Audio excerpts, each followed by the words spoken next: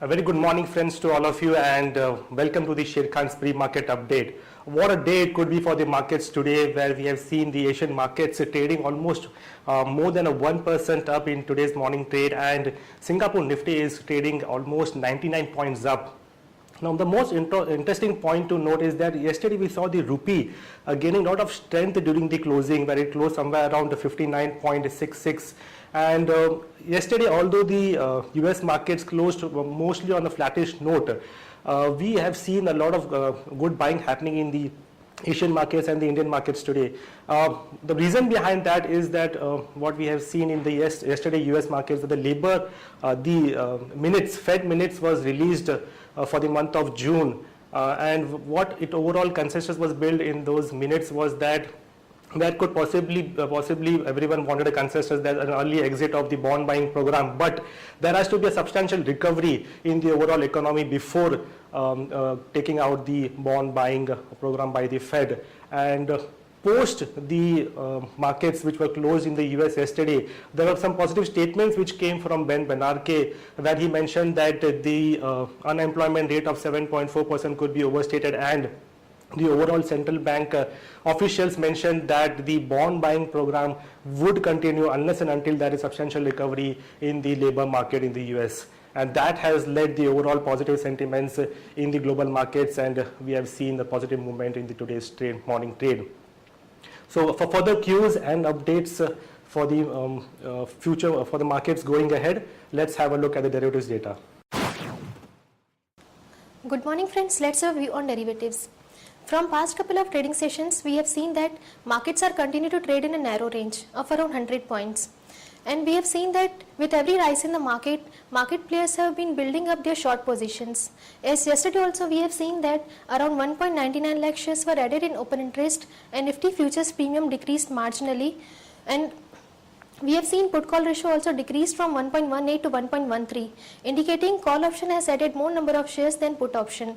Call option has added around 22 lakh shares in open interest, whereas put option has added around 6 lakh shares in open interest, which is clearly visible in the options activity. And yesterday also we have seen that 5,900 call option has seen a good activity, but put option has seen an underwent reduction in this strike. And although markets are unable to surpass those levels, but once market will cross 5,900 level, one can build up long positions in the market. And from intraday perspective, one can go long on IDBI with a stop loss of 71 rupees. Thank you.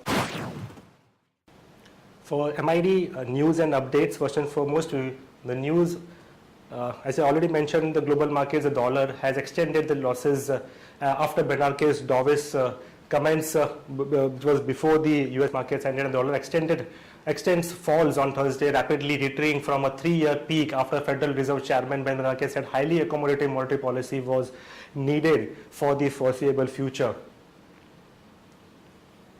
As far as domestic news are concerned, there were talks between the Bajaj Autos management and the unions where there have been issues, and a meeting was held on Wednesday between the Labour Commissioner, the Bajaj Auto management, and the workers have ended without any resolution on that note, and the Labour Commissioner has said that and has conveyed the fact that the workers have to resume the work at the earliest. So overall there has been no outcome for the meeting. The Jet Etihad deal, which has been on talks, and there have been a lot of hurdles before the deal, and again the finance minister has raised questions on the effective control. After the SEBI, the Foreign Investment Promotion Board has sought more clarity on the 2,058 crores Jet Etihad deal about the effective control and ownership of the premier Indian private carrier. The government has revised the timing for flashing the data pertaining to the IIP, the CPI and the GDP data from 11 a.m. to 5:30 p.m. On the other news, Saroj Kumar Podar-led Zuari Fertilizers and Chemicals on Wednesday hiked its stake to 13% from 10% in Vijay Mallya's Mangalore Chemicals and Fertilizers, 6 days after Deepak Fertilizers and Petrochemicals Corporation Limited acquired just under 25% in Mangalore Chemicals for 180 crores. As far as the ideas are concerned for today, first and foremost, MOIL, where we recommend to go long on intraday perspective on the basis that MOIL has got a prospective license for 11 blocks measuring 597 hectares in Nagpur and Bandara districts. Action to be taken is long MOIL with a stop loss of 184.5 for a target of 198 to 202. The current market price, the previous closing was 191.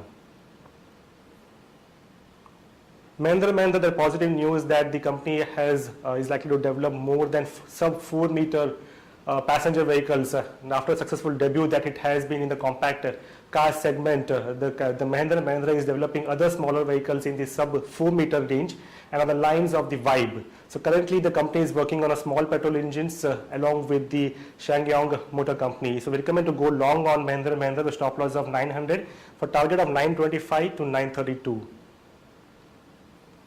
Jain Irrigation, where we have seen the price movement being very weak for the last few trading days, but there are positive news today where the company has said that it plans to sell the wind power business to bring down its debt by rupees 63 crores. We could accept some positive movement for the stock in today's trade, and we recommend to go long on Jain Irrigation for stop loss of 49 for target of 53.